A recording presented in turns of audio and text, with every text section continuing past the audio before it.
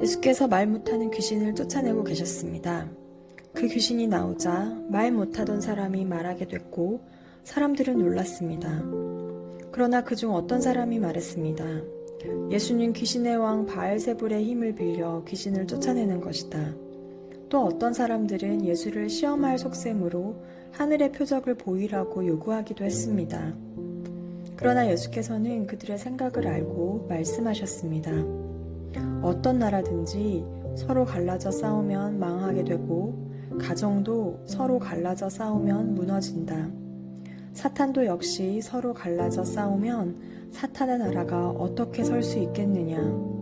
너희는 내가 바알세불의 힘을 빌려 귀신을 내쫓는다고 하니 내가 바알세불의 힘을 빌려 귀신을 내쫓는다면 너희 아들들은 누구의 힘을 빌려 귀신들을 쫓아내느냐. 그러므로 그들이야말로 너희의 재판관이 될 것이다. 그러나 내가 하나님의 손가락을 힘입어 귀신들을 내쫓는다면 하나님 나라가 이미 너희에게 온 것이다. 힘센 사람이 완전 무장을 하고 집을 지키고 있다면 그 재산은 안전할 것이다. 그러나 힘이 더 센 사람이 공격해 그를 이기면 그가 의지하는 무장을 모두 해제시키고 자기가 노력한 것을 나눠줄 것이다. 나와 함께하지 않는 사람은 나를 반대하는 사람이고 나와 함께 모으지 않는 사람은 흩어버리는 사람이다. 한 더러운 영이 어떤 사람에게서 나와 쉴 곳을 찾으려고 물 없는 곳을 돌아다니다가 끝내 찾지 못하고 내가 전에 나왔던 집으로 다시 돌아가야겠다고 말했습니다. 그런데 그곳에 이르러 보니 집이 깨끗하게 청소되어 있고 말끔히 정돈되어 있었다. 그런데 더러운 영은 나가서 자기보다 더 사악한 다른 영들을 7이나 데리고 와 그곳에 들어가 산다. 그러면 그 사람의 마지막 상황은 처음보다 훨씬 더 나빠진다. 예수께서 이런 말씀을 하고 계실 때 사람들 사이에서 한 여인이 소리쳤습니다. 선생님을 낳아 젖 먹이며 기르신 어머니는 정말 복 있는 분입니다. 예수께서 대답하셨습니다. 정말 복 있는 사람은 하나님의 말씀을 듣고 지키는 사람들이다. 아멘.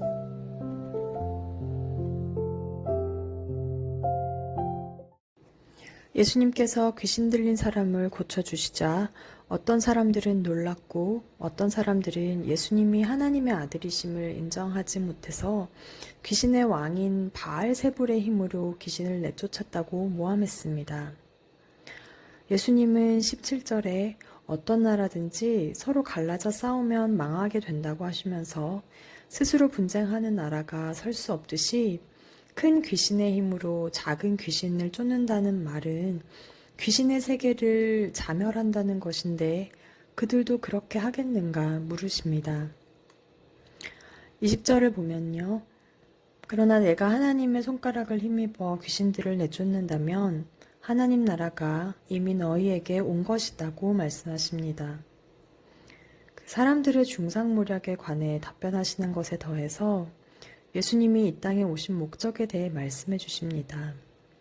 하나님은 예수님을 이 땅에 보내주심으로 무너진 그들의 구원을 일으켜 세워서 사람들 가운데 하나님 나라를 회복하시고자 했습니다. 그러기 위해서는 사람들의 육신의 기능들을 마귀의 압제로부터 구해내어야 합니다. 육신과 관련한 모든 이익은 심령에 이익을 주기 위해서입니다. 하나님은 사람들의 심령에 가해진 마귀의 영적인 압제를 멸하기 위한 구원자로 예수님을 보내주셨습니다. 힘센 자의 무장을 해제시키려면 더 힘이 센 사람이 와야 한다고 말씀하십니다. 사단의 압제와 폭정은 사방으로 강력한 방비들로 보호받습니다. 종교개혁가 칼빈은 이렇게 말합니다. 사람들은 마귀의 노예들이 되어서 여러 가지 쇠사슬들에 의해서 아주 단단히 묶여있기 때문에 거기에서 풀려나서 자유롭게 되기를 동경하는 것이 아니라 운명처럼 그들을 올가매고 있는 종살이를 차라리 즐기고자 하는 것이 현실이다. 또한 마귀는 그의 발 아래에서 비참한 압제를 당하도록 사람들을 꽁꽁 묶어준다. 사단이 무엇을 장악하고 있든지 그보다 더 힘이 센 자는 우리 예수님이십니다. 이 성경에서 말하는 더 힘이 센 자는 이 세상에서는 나올 수가 없습니다. 왜냐하면 인간이라는 존재는 하나님의 능력, 예수님의 십자가를 향한 믿음 없이는 스스로 구원할 수 있는 충분한 힘을 갖고 있지 않습니다. 그래서 하나님은 예수님을 우리에게 주셨습니다. 사단의 권세를 파쇄하는 것은 더 힘이 센 사단의 권세가 아니라 오로지 하나님의 권능, 성령의 일하심입니다. 하나님은 손가락으로도 귀신을 내쫓으시는 분입니다. 하나님은 성령을 통해 일하시고 그의 능력을 나타내십니다. 오늘 나와 함께 하자는 예수님의 요청에 응하시고 예수님을 나라는 집의 주인으로 영접하십시오. 나라는 집은 잠시 하나님이 주인이신 거룩한 집이 된 것 같아도 또 다시 악한 영에게 휘둘리고 사로잡힌 상태가 되고 맙니다.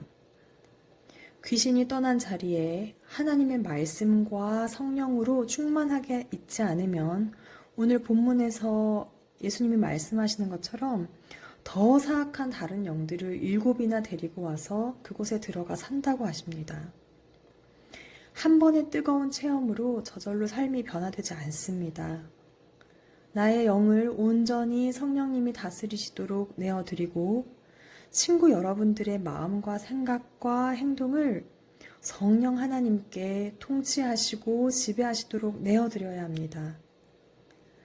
그래서 오늘 예수님이 정말로 복 있는 사람은 누구라고 하셨습니까? 하나님의 말씀을 듣고 그것을 지키는 사람들이라고 하십니다. 언제나 하나님의 말씀으로 충만하시기를 축원드립니다. 그리고 우리가 대적할 것은 사람이 아니라 사단임을 기억하십시오. 그리고 늘 예수님의 뜻 가운데서 자리하는 친구들이 되시기를 기도합니다. 기도하시겠습니다.